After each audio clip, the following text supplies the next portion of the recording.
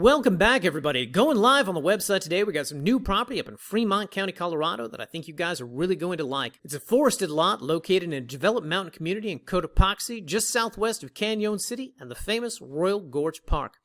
In addition, guys, this one also sits in very close proximity to the quaint rural community of Westcliff and the neighboring Lake Deweese State Park and Wildlife Area. All of that, however, pales in comparison once you see the picturesque mountain community in which this property is located. This one's a 2.3-acre corner lot priced at $18,000. Learn all about it and more after the intro.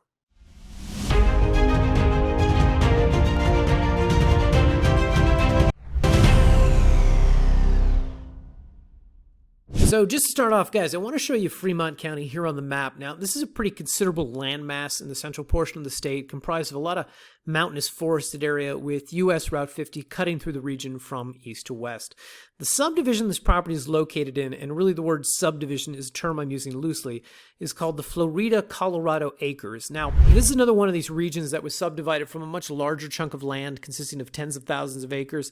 So the exact breadth and depth of this region currently eludes me. That said, the area circled here on the map is, give or take, roughly the space that this subdivision takes up. And if we zoom in here on the map, you're going to see a lot of developed parcels with what look to be some pretty nice homes on them, kind of concentrated within this region. It should be noted that this is an area where a lot of the aforementioned subdividing took the form of 5 and 10 and 40-acre lots. So there's a lot of people out here with some good chunks of land and all the sort of space and privacy that goes with that. Now, I'll direct your attention away from this for just a minute because I want to point out exactly how many kind of very cool things and attractions are within easy driving distance of the property. So first, I'll just start off by saying that I didn't know much about this region before we started buying here. As I researched, however, I was pleasantly surprised by everything is just kind of right around the corner from the property. So first, about 10 minutes south in nearby Custer County, you've got Lake Deweese, which doubles as a reservoir and a state wildlife area. Of course, this is an excellent spot for some boating and general relaxation, and of course, fishing. The lake, it should be noted, has a number of species of fish, including, hang on, let me get out my recently Googled notes, rainbow trout, cutbow trout, smallmouth bass, green sunfish, and tiger muskie. Oh, tiger muskie. I know nothing about fish. Whatever the case, guys, the region is ideal for both hunting and fishing. That is the point of my sidetracking on fish there. Anyway, next up, about 20 minutes northeast of the subject property, you've got the iconic Royal Gorge Bridge, which has the distinction of being the largest suspension bridge in the country. And of course, when you have something like that, you just know a million different tourist activities were built up around it. We've got this website linked here on our main page, which goes into a lot more detail about what you can do out here, but I'll bottom line it for you and say whitewater rafting, zip lining, mountain climbing, countless trails and scenic overlooks, and of course the historic Royal Gorge Railroad are just a few of the no doubt many things that you can do in this region. I will let you guys explore that more on your own time, but it's evident, of course, that there is no shortage of great things to do out here. Now, it should be noted that Royal Gorge sits right here on the outskirts of Canyon City, which is both the county seat of Fremont County as well as its population center. So out here, you've got about 16,500 residents, and of course, in a town like that, you've got major medical services, groceries, supplies, fast food restaurants, pharmacies, and the all-important Walmart and Home Depot. So, of course, guys, if you do end up developing the property and you need bulk supplies of groceries and building materials, they will be none too far away, and this will most likely be the town that you drive to for those things, or just for some fun on a Saturday night. Now, it should be noted, guys, that Westcliff, and this is another thing that I was surprised about, Westcliff is a town of only about 400, but it's about 15 minutes south of the subject property,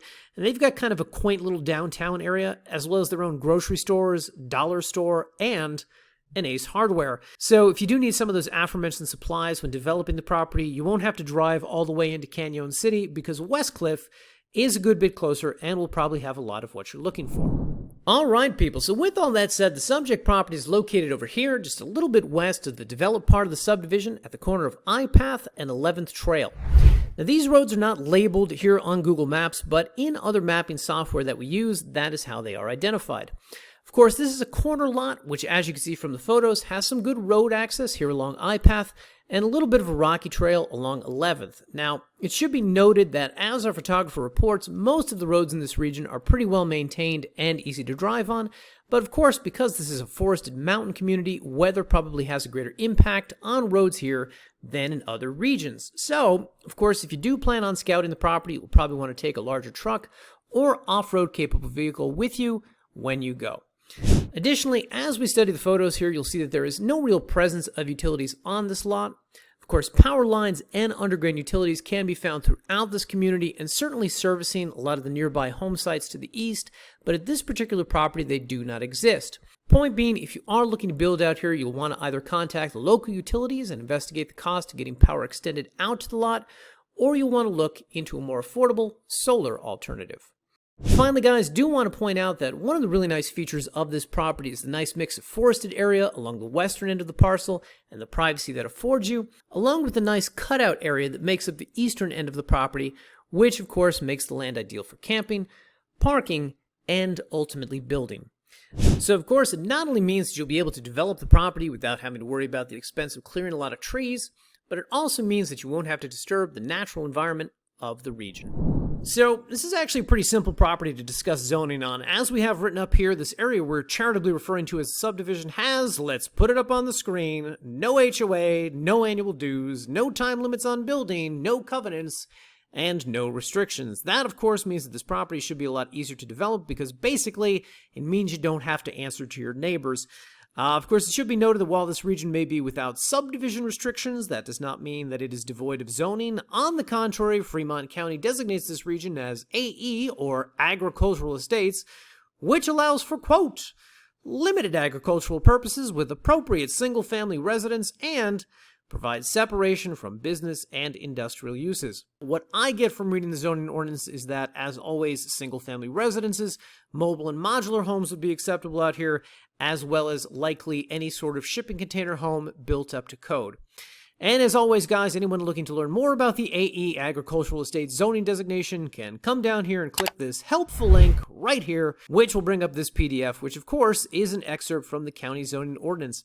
And of course, guys, it goes without saying that these things are always a little light on details when it comes to questions of minimal square footage or RV usage and other esoterica of zoning. So we encourage anyone who wants to dig a little deeper on these topics to reach out to the Fremont County Zoning Office directly, as they will always know more about these things than we do.